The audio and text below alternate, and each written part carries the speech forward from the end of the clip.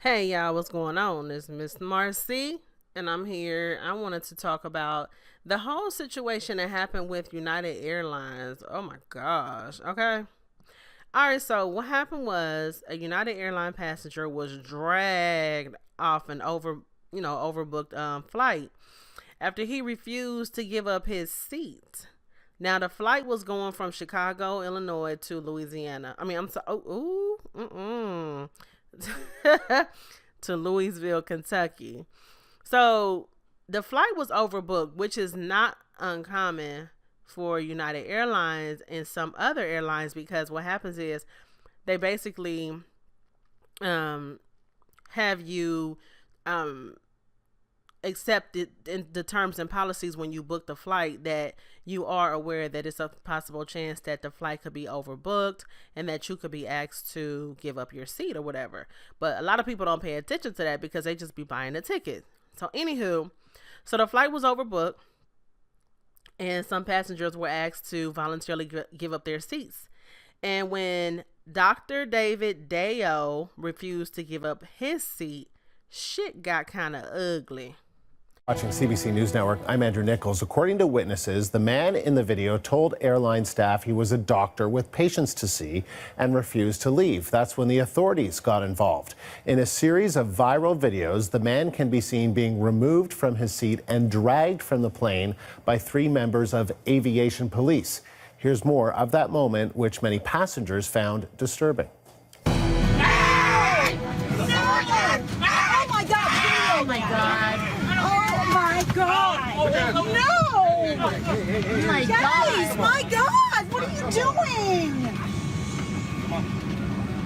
No, this is wrong! Oh my God! Look at what you did to him! Now, Arthi Pohl is here with more details. So, Arthi, walk us through what else we know about this incident. Well, that's terribly disturbing to watch, and that is what you heard from all of those passengers as well as they were videotaping the incident that occurred. Now, what we do know about what happened, according to passengers and witnesses who were on this United Airlines flight that was going from Chicago to Louisville, Kentucky on Sunday, is that the airline said it was overbooked, according to these passengers, and was offering initially $400. And then when no one volunteered to get off the flight, they offered $800. Again, no one was ready to get out of their seat and take the later flight. And that's when they chose 4 people.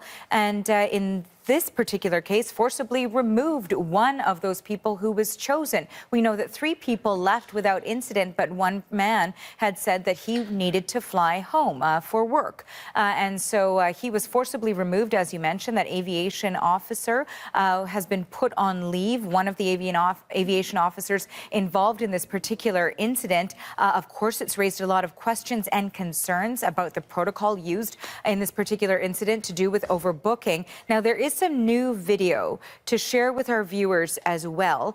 First, we'll show again the incident as it happened, and then we'll show the result to the man himself as well. So let's first show that incident. Hey, stop. Come on. Come on. There you go. Hey, you busted his lip. Oh my God! Look at what you did to him! Oh my God! Oh my God! Good work. So now this is more video that you can see here of just how injured the man was after hitting himself, I guess, on the armrest when he was being forcibly removed by the law enforcement officials who were taking him off of the aircraft. And you can take a look there. He seems very distraught as well.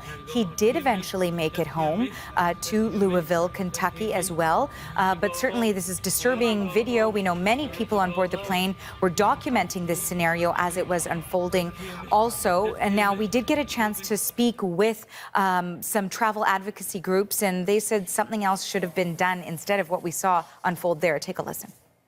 I just don't think that the airlines have a right to drag people off of the plane physically, only because of their own incompetence. They had someone that they had to move, some of their own employees, and they could have planned that ahead. And they could have denied boarding before people were on the plane. And I've never heard of this happening, and I've never seen this kind of physical abuse of passengers take place before. And then just again, Andrew, in reference to what he's saying there is the witnesses and passengers were reporting that the overbooking was a problem because United needed to get some crew over to Louisville. And that is why they were trying to get these passengers off so crew could get on board and get to a flight that had to depart on Monday then. And Arthi, what about reaction from police, from the airline? Well, we've reached out to all of these agencies, and what we know from police is that they say, Chicago police say that they tried to facilitate medical aid for the passenger, and then aviation police is who handled the remaining situation. And here's a statement from the CEO of United. Here's what he had to say. He said, "This is an upsetting event to all of us here at United. I apologize for having to reaccommodate these customers. Our team is moving with a sense of urgency to work with the authorities and conduct our own detailed review of what happened. We are also reaching out to this passenger to talk directly to him and further address and resolve this situation." So we'll continue to follow what happens in this, Andrew. All right, Arthi, thank you. All right. Now, y'all just saw that clip. Disturbing, right?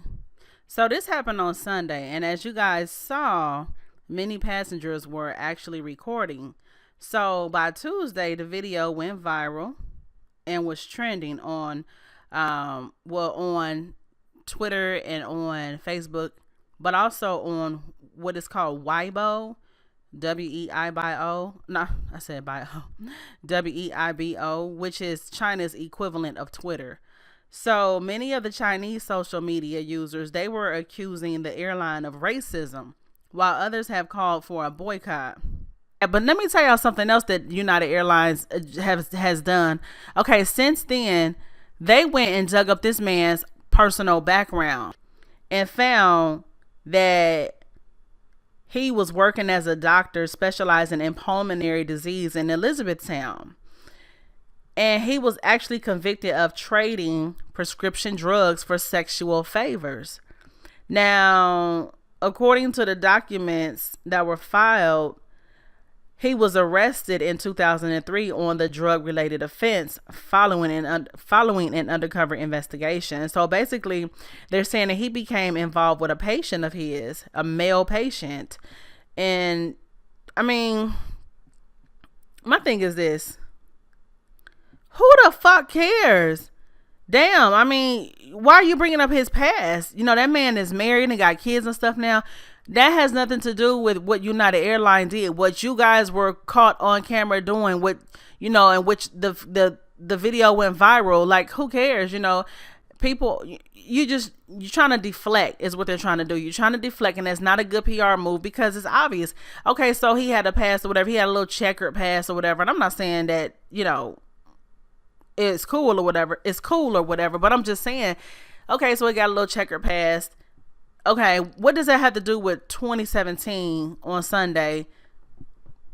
You guys dragging him off the damn plane and he's screaming and shit like he about to get killed or something. You know, his mouth was all bloody and stuff like that. That has, you know, like I said, it has nothing to do with the price of tea in China. Okay. So I just think that United Airlines just know that they just made a big mess and now they're trying to clean it up. And they're trying to go back and dig into his past and make it look as though it's justified because, oh, he's a criminal anyway. No, that's not going to work. It's not going to work. Not today. But I really do think it's going to hurt their revenue, not even just in China, but even in America, because people saw that video and they're like, oh my gosh. So, but those are my thoughts on it. I didn't think the man should have been drugged like that. I thought that was bullshit. I mean, that made me not even want to fly United Airlines, to be honest with you. So, hell, if I was that man, I would sue them. That's just me.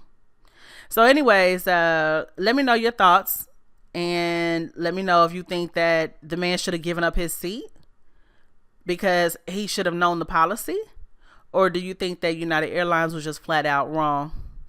All right, so again, this has been Smarcy. Thank you so much for listening and watching. And until next time, peace.